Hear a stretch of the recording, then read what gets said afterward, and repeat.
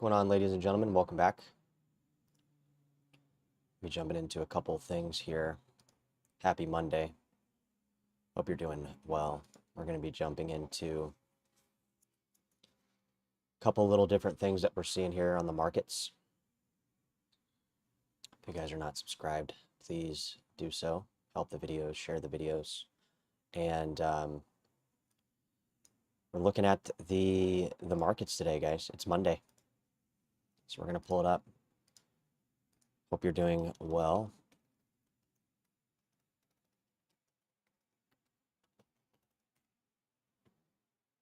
A lot of stuff is on the move here, so we're going to break it down for you so you understand your portfolios. Welcome back. Looks like things are moving, guys. We are heading into Friday. There's going to be a CPI report published. It's going to break down the it's going to break down basically where the U.S. economy is going to be going. We're going to be looking at a couple things in this live stream. We're going to be looking at crude oil. Let's go and jump into the chart. So what we think here, guys, on the channel is that with the CPI report coming out this Friday, we can almost guarantee that, you know, this thing is going to escalate. As you guys know, President Donald Trump did go to the media yesterday evening and saying something along the lines of, if Iran does not open up this Strait of Hormuz, then they're going to basically start to start damaging Iranian infrastructure. This has also been kind of ping-ponged back to Pakistan, which if you guys have been following the narrative, we kind of keep going back and forth on this notion. So it's not good. I mean, we don't want to hear about, you know, the U.S. government potentially, you know, bombing Iranian power plants and infrastructure. It definitely would cause a couple things, I think. I think for one, it would cause the volatility index to spike. I think that's definitely one thing that we can guarantee. Secondly, I think it will only fuel oil higher, which is obviously kind of where we're tying into the inflation category, where you know, it's going to raise those 10-year Treasury yields. We're going to jump into all this stuff here. I just want to make sure we're actually coming live to you here. It looks like we are. So I think basically where we're at today, where we're at right now, we are looking towards Friday for trading signals, right? We're looking at the volatility index. We're looking at oil. Today's Monday, guys, and we are heading up to 115 a barrel. I mean, it's already over 100. I know the headline is kind of a more or less a psychological level. So what I have here, guys, is you know, this is gains, right? These are massive gains in a very fragile market, right? I would say that the market's pretty fragile right now. We had the sell-off in gold we were looking at last week. We haven't really had that one. We had a little bit of a recovery, but for the most part, you know, the oil sector has continued to go higher. And what this means is this is going to directly affect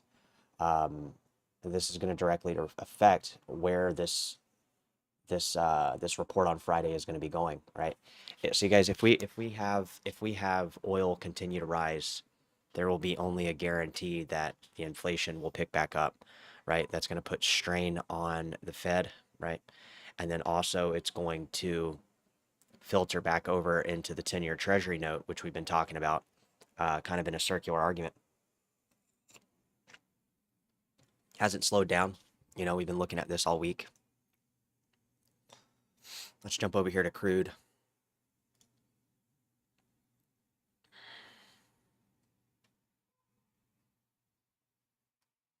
You know, how do you place yourself in these portfolios? Where I guess a lot of people, what people are doing are they are riding this wave a little bit on the oil They're using various techniques like ETFs. If they're retail traders, they are, um, last week I was saying, hey, maybe it's time to short oil.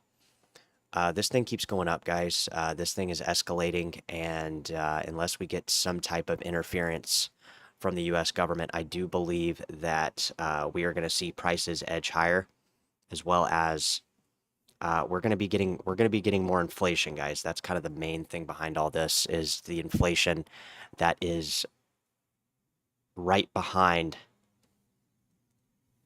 $100 oil. It's right behind the market's expectations of some type of stabilization in the current direction. We are looking at we're looking at this kind of in real time, right? So I know people are looking at their portfolios today. They are trying to hedge risk. They are trying to offload some of their risky parts of their portfolios. That's why we had the sell-off in gold. We had a little bit of a stabilization. The market makers are using the liquidity in oil to capture gains. We've been seeing that this week, start of the week here, and you know it it's not looking bad in the eyes of a trader, guys. I mean, these people are moving the needle here. So gold having a little bit of a dip here. So let's see Tuesday if something actually happens, right? Getting a lot of mixed things here with this whole thing. We're getting a lot of uncertainty, right? There's uncertainty around the markets. However, the markets, at least for my personal portfolio, are kind of stable, surprisingly. Various crypto markets are stable. Oil is continuing to move higher, right? We've been in kind of this week-long jump. It happened down here on the 1st of March. We went from over $100 a barrel, which was a psychological level, really. We can zoom out a little bit here and check out the month.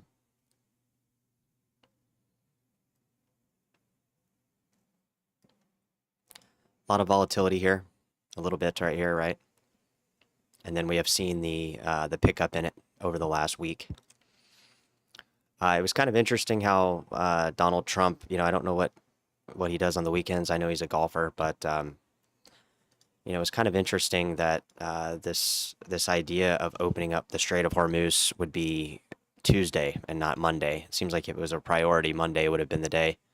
However, that's not the way this has played out. We've actually seen, they are looking at the markets just as we are, guys. And if this would have been a Monday thing, likely we would have seen the volatility index much higher. And I think that the oil prices could potentially have moved even higher today.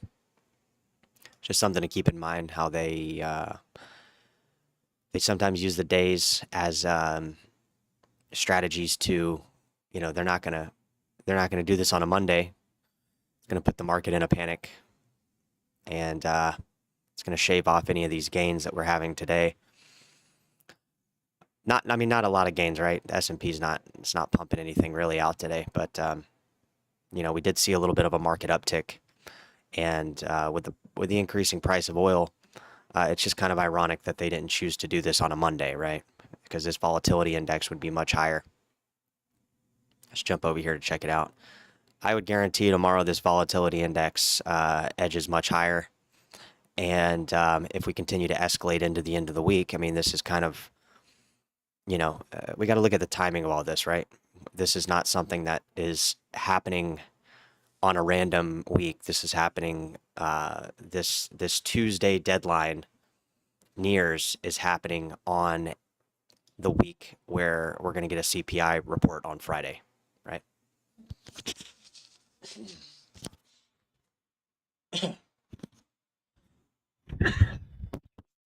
So if we would have got we didn't get this news last week, right? As oil was edging higher.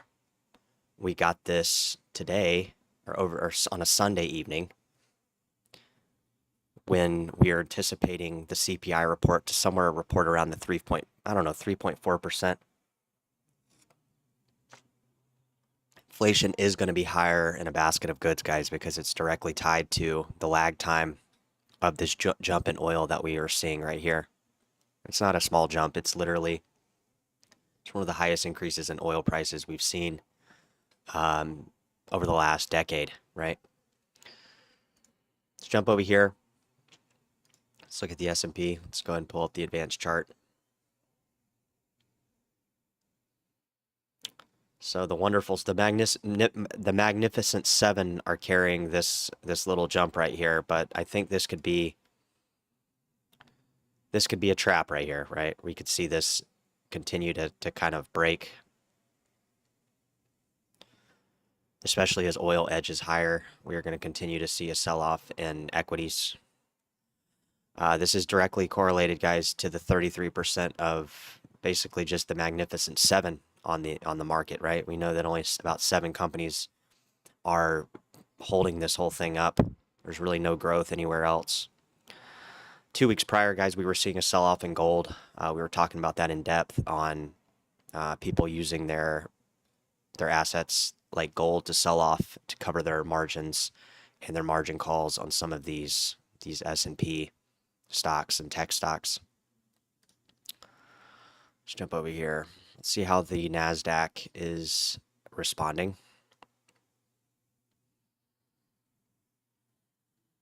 Kind of the same thing. We're seeing a little bit of a recovery. This is going to be a pretty crucial week, guys. I mean, if the CPI report comes in higher than normal, we're going to see we're going to be going down here. If we see a resolution in what we're talking about here, we're going to see a little bit of a recovery into potentially this support level up here. Let's look at the NASDAQ composite here.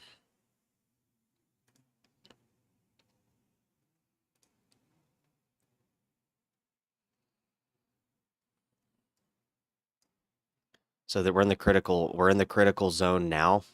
This is probably the most important week. I would even say it's more important than the Fed meeting 2 weeks ago. And like I said, if you guys are just tuning in, it was kind of ironic that Donald Trump did not decide to open up the Strait of Hormuz today. Why? Because the volatility in the markets would have signaled no recovery rally. There would have been no recovery today, which is, we're not recovering, but I mean, we kind of are at least catching some of the fall here, right? Over the last 2 weeks. Obviously, we see the hedge funds. They're not day trading this as much as we think. They're actually, the liquidity to get in and out of these trades is much, it goes much deeper, right? They have to have a lot more liquidity to exit the trades. Here's where they gained. Here's where they sold off. Now we're seeing a little bit of a recovery. But, with these higher interest rates, it's still going to put pressure on the S&P, right? They're going to continue to, the S&P is going to continue to fall as oil prices increase. Okay, the debt service load is going to continue to increase based on higher oil prices. It's going to be structured into, I think people on the internet are calling it an invisible tax, but really it's just it is a tax, I guess, but also it's it's pressure, guys. Okay, it's an overwhelmingly amount of pressure that is going to potentially break. It's gonna potentially break these overvalued tech stocks. Okay, that's kind of my thing. Is I think it's going to exacerbate. Am I making up words now? It's going to prolong the issue that we've been seeing since this time last year.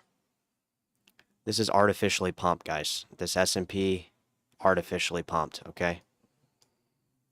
Down here, 2023, this was solid growth. This last solid growth has not been anything but a artificial pump. It's man-made. It's there's not real growth. The real growth happened from 2023 down here, right? Into the Biden era, into the Trump. This is real growth. This was the real AI sector growth that we were hearing about, that we're still trying to hang on to up here at these higher levels, right? This is a artificial growth. The growth is coming down. And if we come back down here, we're looking at the NASDAQ, but we could apply it to the S&P as well. There hasn't been any real growth on any of the companies in the S&P. All right, that's what I'm getting at. So with all this, we're going to be looking at this CPI report on Friday. We're going to see the narrative kind of swoop in tomorrow and raise that volatility index.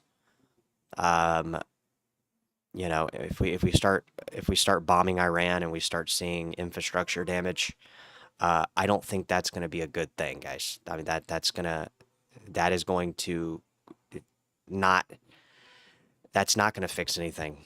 Okay, that's not the answer here. You know, you always have these people, oh yeah, let's show our military and all this stuff.